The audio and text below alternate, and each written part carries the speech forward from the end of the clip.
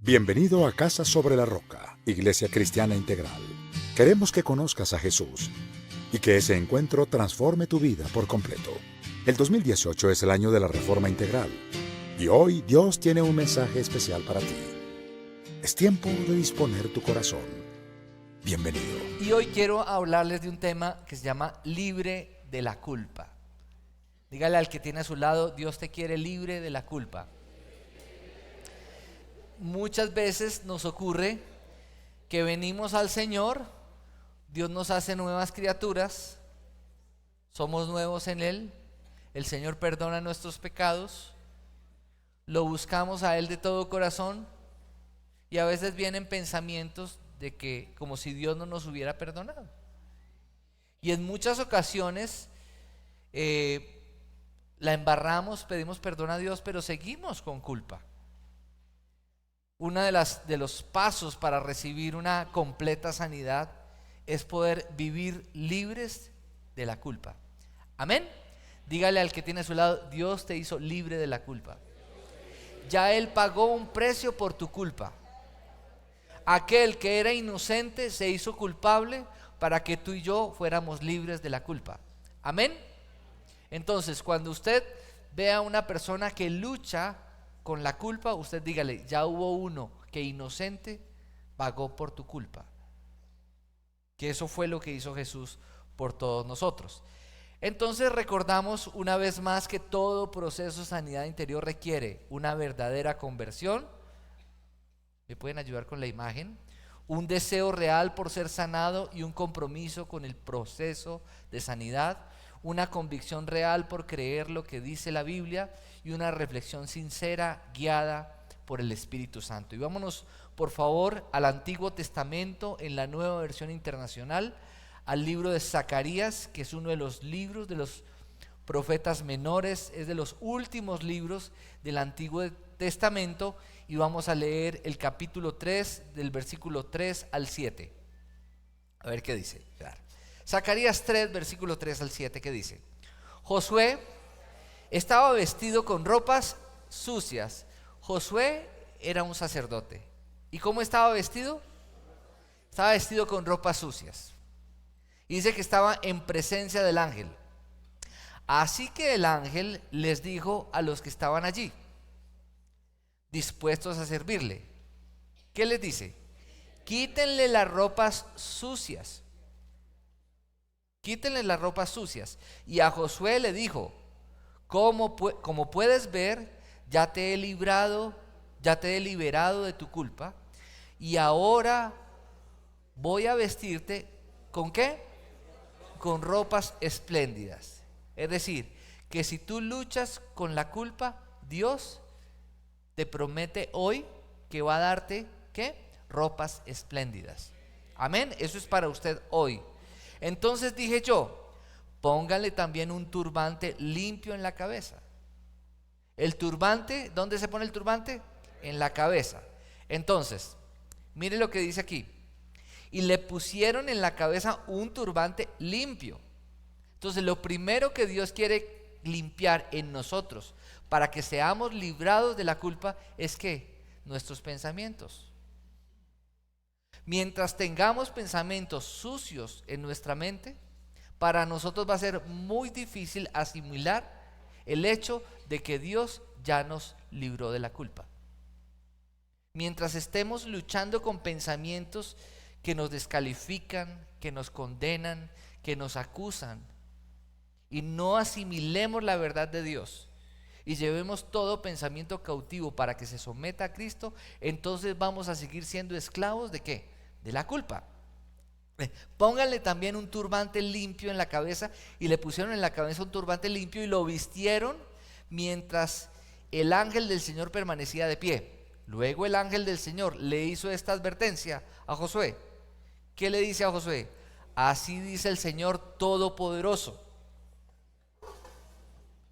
si andas en mis caminos y me cumples como sacerdote, entonces gobernarás mi templo y te harás cargo de mis atrios. Yo te concederé un lugar entre estos que están aquí. Padre, gracias Señor te damos porque tu palabra es la verdad, porque tú eres un Dios que te hiciste hombre para morir en una cruz por nosotros. Siendo inocente, cargaste todas las culpas, no solamente la mía, sino la culpa de toda la humanidad, para que nosotros no siguiéramos dando lugar a acusaciones, a señalamientos, sino que podamos apropiarnos de que no hay condenación para los que estamos en Cristo Jesús. Señor, te damos gracias porque tú cambias nuestros pensamientos por pensamientos limpios y tú renuevas nuestras vestiduras para que podamos servirte, Señor, producto de la gracia que nos ha abrazado. En Cristo Jesús, amén y amén. Entonces, ¿qué vemos en el texto? ¿Cómo estaba Josué? Con ropas sucias. ¿Qué hizo el Señor? Le dio unas ropas diferentes. Su turbante, ¿y qué más? Y la ropa que cubría todo su cuerpo. Pero quiero centrarme en la última frase del versículo. Dice, ya te he liberado de tu culpa. Y quiero que eso lo tomes para ti. ¿Ya? Señor, gracias porque tú ya me has liberado de mi culpa. Si tú luchas constantemente con culpa, hoy tienes que apropiarte de esta palabra y decir, gracias, Señor, porque tú ya me has liberado de mi culpa. Amén. Solo Dios puede hacer esto por la autoridad que tiene sobre todo ser viviente. Él es el único que puede proclamar esta verdad, porque Él cargó la culpa que nos atormentaba y la llevó ¿a dónde? A la cruz. Amén. Entonces, cuando Jesús fue llevado donde Poncio Pilato, que era el gobernador de Roma en esa época, cuando Poncio Pilato salió frente a la multitud, ¿qué dijo? ¿Alguien se acuerda qué dijo? Yo no he encontrado falta en este hombre. Pero a pesar de eso, fue castigado y además su propio pueblo dijo, crucifíquenlo. Es decir, que alguien que era inocente llevó la culpa por todos nosotros. ¿Quiénes son padres aquí? Generalmente, cuando tenemos problemas con nuestros hijos, inmediatamente, ¿qué viene a nuestra mente? ¿En qué momento la embarramos? Y luchamos con culpa, ¿o no? ¿Qué joven está acá que de pronto ha defraudado a sus padres? Sus padres se sienten decepcionados, tristes y luchan con su culpa. ¿Qué esposo en algún momento defraudó a su esposa o la esposa tal vez hizo algo que atentó contra la dignidad de su esposo, de su hogar? Y hoy en día tal vez no se habla del tema, pero en la intimidad cada persona lucha con culpa. Pero si hoy tú estás en este lugar, no estás aquí por casualidad. Porque nosotros cuando oramos en la iglesia y oramos por el servicio del domingo y del miércoles, siempre oramos para que las personas que vengan a la iglesia sean las personas que necesitan este mensaje. Amén. O sea, que si tú estás hoy aquí es porque tú necesitabas escuchar esta palabra hoy. Amén. Porque la Biblia dice que la palabra profética más segura, ¿cuál es? La palabra de Dios. Y es un privilegio para nosotros en medio de la semana, después de una semana atareada, tal vez con dificultades, tal vez con cargas, con luchas, que en medio de la semana, en medio de nuestras luchas, en medio de nuestros obstáculos, tengamos un espacio que termina siendo como un oasis en medio de nuestro desierto para venir a beber del agua del Espíritu y salir renovados. Amén. Entonces, el que nunca conoció el pecado llevó todos tus pecados en la cruz para declararte hoy libre de toda culpa. Amén. Hoy en día, en medio de los conflictos y las relaciones interpersonales, y cuando se aborda un proceso o una consejería, ¿saben con qué nos encontramos en las consejerías? Con que las personas están buscando a quién echarle la culpa. Y ¿sabe una cosa? El reino de tinieblas siempre busca culpables, pero el reino de la luz no busca culpables. El reino de la luz busca responsables. Amén. Porque una cosa es aquel que dice: yo la embarré, yo asumo las cosas, yo pido perdón y estoy dispuesto a cambiar. El reino de la luz. Pero el reino de las tinieblas es: no, yo no he hecho nada, él tuvo la culpa, él tuvo la culpa. Entonces, siempre que abordamos un proceso de consejería o abordamos un tema de relaciones interpersonales, siempre que asumimos una actitud de defensa, lo que estamos haciendo es exponiendo nuestra falta de espiritualidad. Amén. Porque si tú no eres culpable, ¿para qué te defiendes? Y si tú la embarraste, ¿qué tienes que hacer? Pedir perdón. Amén. Y si la embarraste grave y pediste perdón y no pasó nada, pues deja que Dios va a pelear por ti. Amén. ¿Sí lo creen o no lo creen? Bueno, listo. Muy bien. Vamos a mirar Romanos 12:2. Está en la imagen. Dice: no se amolden al mundo actual, sino sean transformados mediante la renovación de su mente. Así podrán comprobar cuál es la voluntad de Dios, buena, agradable y perfecta. Entonces, hoy, ¿qué debemos renovar en nuestra mente? Que en el reino de las tinieblas estamos buscando culpables, pero el reino de la luz, Dios está buscando ¿qué? Personas que vayamos a Él, nos rindamos ante Él en una actitud de arrepentimiento y podamos ser revestidos de la gracia de Dios. Amén. ¿Por qué Dios no busca culpables? Sencillamente porque Él llevó nuestra culpa. Amén. Y Él solo pide de nosotros que vayamos a Él con una actitud humilde para que podamos recibir de Él el oportuno socorro cuando así lo necesitemos, y que podamos acercarnos a Él como confiadamente. Amén. Una persona que guarda culpa en su corazón puede acercarse con confianza a aquel que ofendió, ¿cierto que no? Porque se siente como indigno.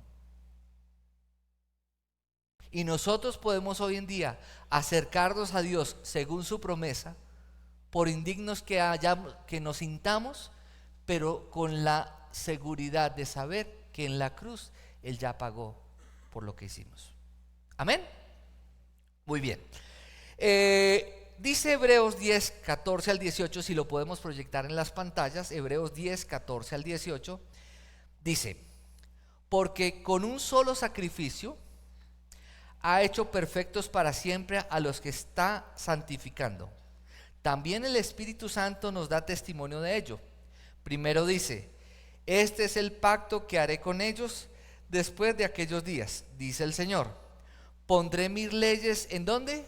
En su corazón, y las escribiré, ¿en dónde? En su mente.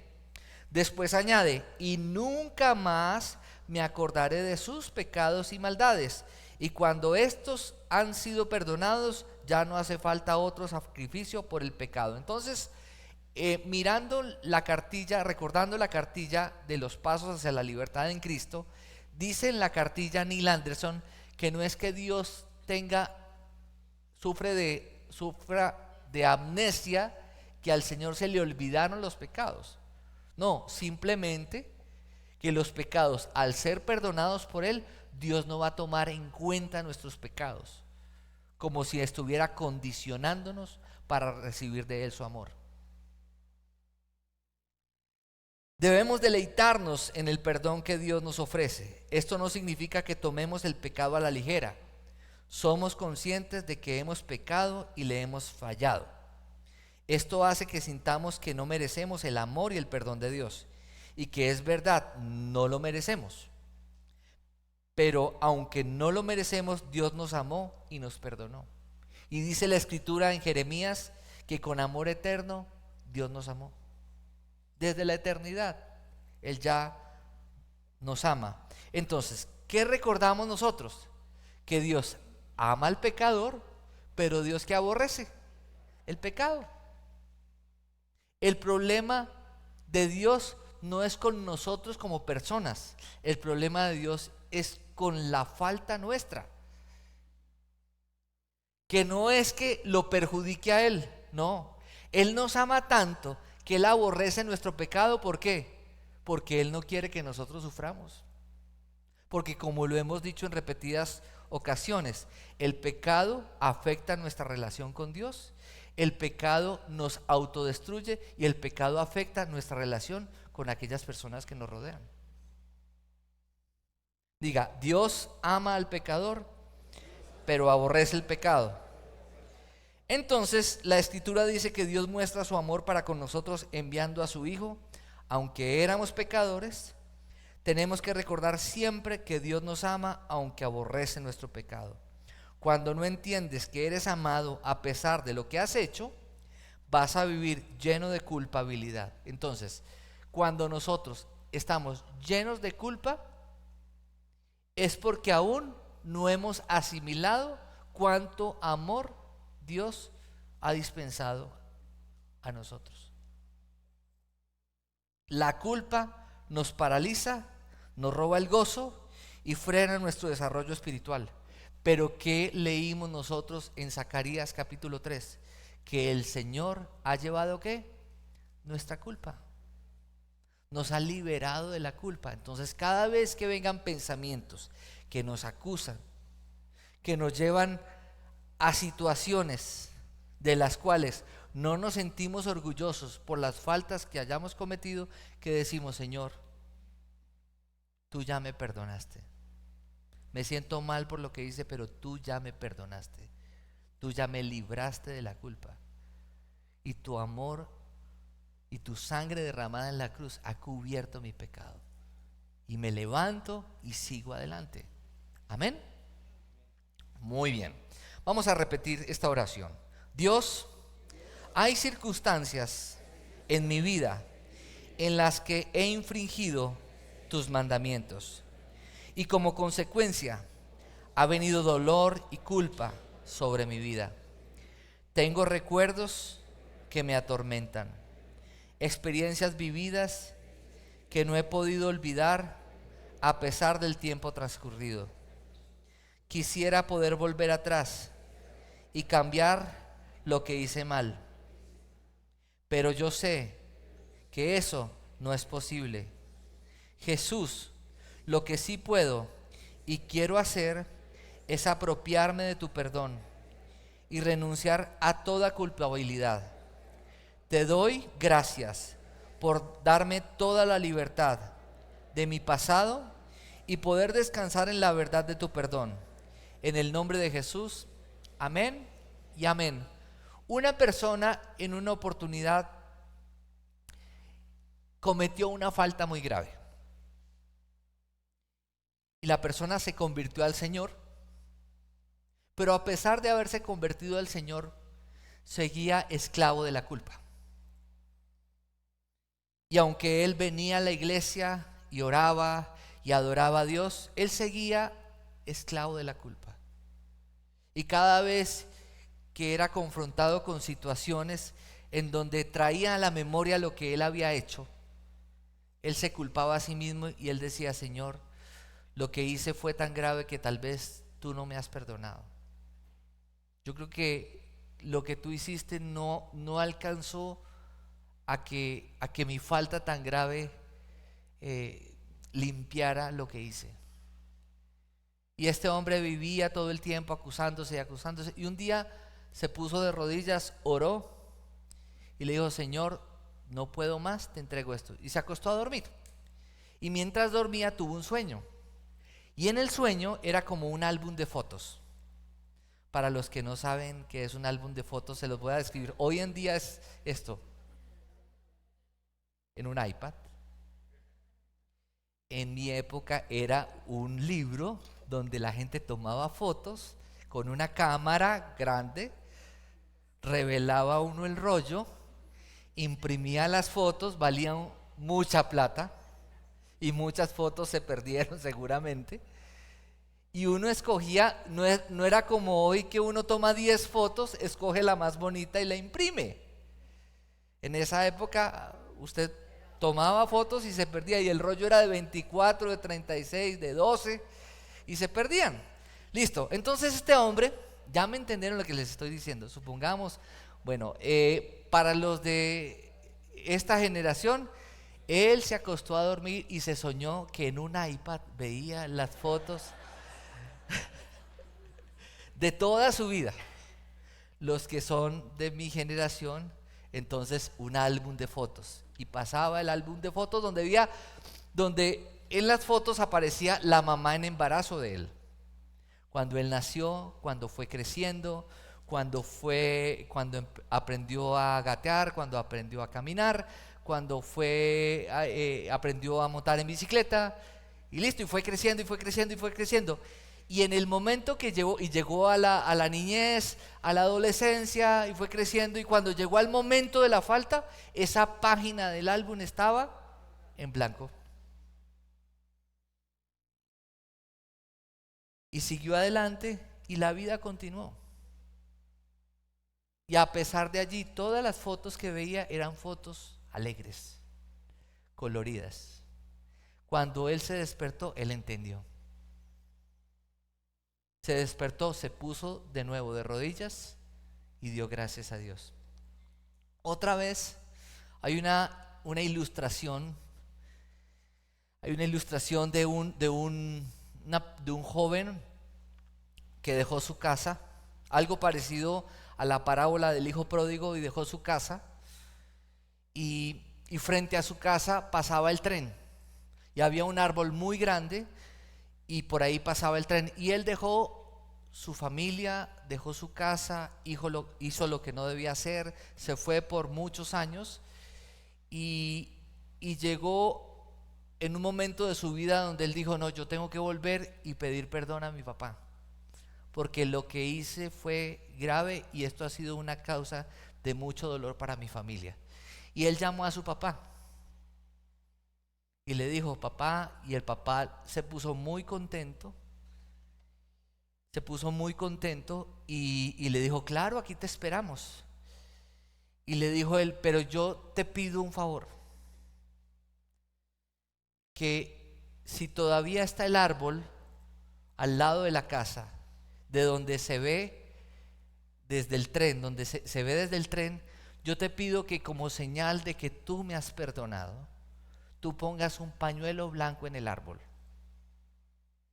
Y el papá le dijo: claro, hijo, yo te perdoné, y si eso te da tranquilidad, así lo voy a hacer. Se montó en el tren, salió rumbo a la ciudad a encontrarse con su familia. Cuando fue llegando a la casa donde estaba el árbol, cerca de su casa, por donde pasaba el tren, le preguntó a la persona que tenía al lado: vamos a pasar por una casa con ciertas características, donde haya un árbol bien grande. Yo no quiero mirar, pero solamente le pido un favor, que usted se percate si hay un pañuelo blanco en ese árbol. Y él le dijo: bueno, listo. Y él se tapó los ojos, puso su rostro hacia abajo y le dijo: ya pasamos por la casa, ya estamos llegando. ¿Veo un árbol grande? Sí, alcanzo a ver el árbol. Dígame si encuentra un pañuelo blanco. Y dijo: no. Y se puso a llorar y dijo: veo el árbol lleno de pañuelos blancos. Ese es nuestro Dios. Ese es nuestro Dios. Y quiero que miremos ahorita que hemos sido liberados de la culpa. Y después de ser libres de la culpa, Dios quiere que seamos perfeccionados en Él. Amén. Ninguno de nosotros puede llegar a ser perfecto, pero sí podemos ser perfeccionados en Él. ¿Saben qué es lo lindo de la palabra de Dios? ¿Qué es lo lindo del reino de Dios? Que el reino de Dios no necesita para hacer su obra gente perfecta. El reino de Dios necesita para hacer su obra gente dispuesta. Amén.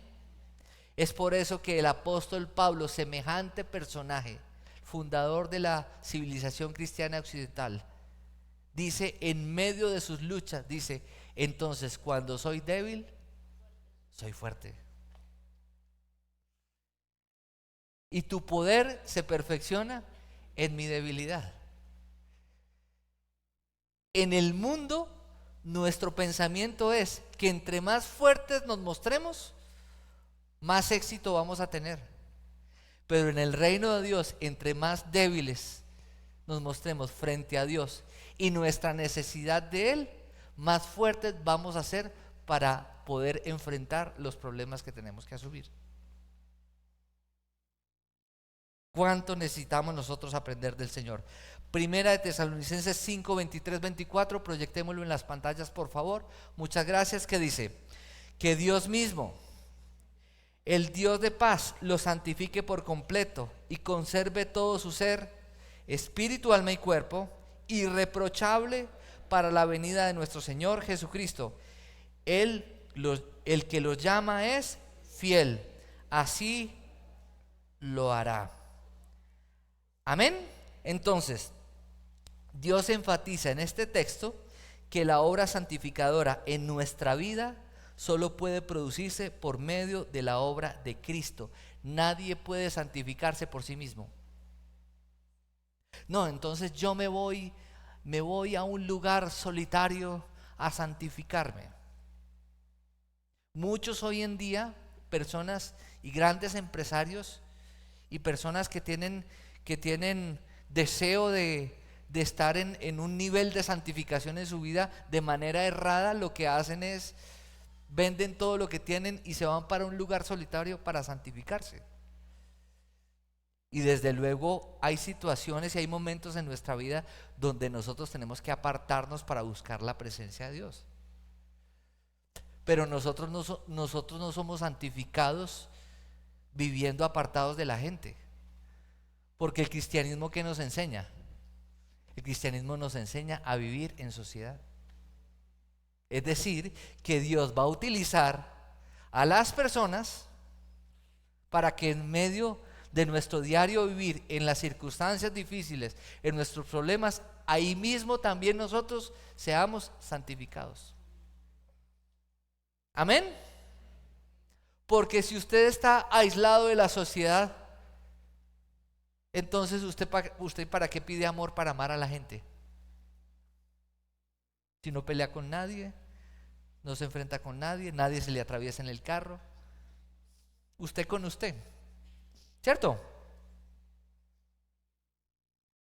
Pero nosotros crecemos mejor cuando lo hacemos juntos. Amén. Dígalo conmigo, porque nosotros como iglesia crecemos mejor cuando lo hacemos juntos, sintiéndole el sudor al que tiene al lado, el mal aliento. ¿Sí? Ese aquel que es tan distinto a usted, que mientras usted es serio, el otro se está riendo por todo lo que usted dice, y usted dice, pero estoy hablando en serio, y el otro se está riendo todo el tiempo, o viceversa.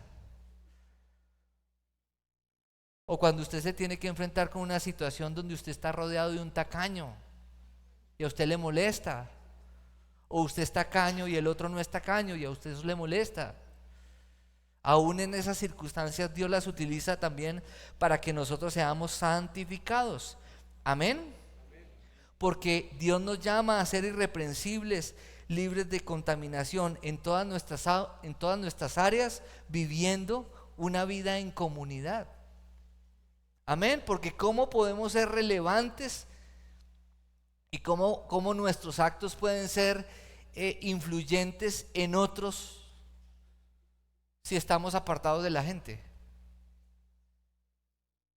Hay algo que nosotros decimos en el cristianismo que lo utilizamos como una muletilla y tiene que ver con el testimonio. ¿Y qué es el testimonio? ¿Es mi vida? Cuando nosotros hablamos del cristianismo, hablamos de la vida cristiana. No hablamos de las tradiciones cristianas. No hablamos de la filosofía cristiana. Estamos hablando de ¿qué? De la vida cristiana. Lo que tú y yo vivimos a diario, desde que nos levantamos y aún en nuestros sueños. ¿O no? Listo. Vamos a mirar Mateo 15, versículo 18 al 20. ¿Cómo podemos ser irreprensibles? Entonces, Dios nos llama a ser irreprensibles en diferentes áreas. En nuestras palabras, en nuestros pensamientos, o mejor dicho, pensamientos, palabras y acciones. Mateo 15, 18 al 20. ¿Qué dice? Pero lo que sale de la boca viene ¿de dónde? Del corazón, y contamina a la persona, porque del corazón salen los malos pensamientos, los homicidios, los adulterios, la inmoralidad sexual, los robos, los falsos testimonios y las calumnias. Estas son las cosas que contaminan a la persona, y no el comer sin lavarse las manos. Muchas personas hoy en día están preocupadas por sus acciones. ¿Cómo hago yo para cambiar mis acciones? Y resulta que el tema es no es qué hago yo para cambiar mis acciones, no, es cómo está mi corazón. Porque si mi corazón está sano, mis acciones van a ser diferentes. Amén. Dice entonces, vamos a mirar 1 Corintios 6, 17 al 20, si lo podemos proyectar, por favor, gracias. Dice, pero el que se une al Señor se hace uno con Él en espíritu. Huyan de la inmoralidad sexual. Todos los demás pecados que una persona comete quedan fuera de su cuerpo, pero el que comete inmoralidades sexuales peca contra su propio cuerpo. ¿Acaso no saben que su cuerpo es templo del Espíritu Santo, quien está en ustedes y al que han recibido de parte de Dios? Ustedes no son sus propios dueños, fueron comprados por un precio. Por lo tanto, honren con su cuerpo a Dios. ¿Qué dice el texto? Que nosotros somos uno con el Señor en espíritu. ¿Y qué debemos hacer? Honrar con nuestro cuerpo al Señor. Y definitivamente, si queremos ser perfeccionados en Él, tenemos que estar dispuestos a que Dios trabaje en nuestro corazón y a que nosotros estemos dispuestos a rendir todo nuestro ser al señorío de Cristo en nuestros pensamientos, en nuestras palabras, en nuestras acciones y aún nuestras motivaciones. Primera de Pedro 1, 18 al 19, si lo podemos proyectar por favor en las pantallas. Muchas gracias. ¿Qué dice?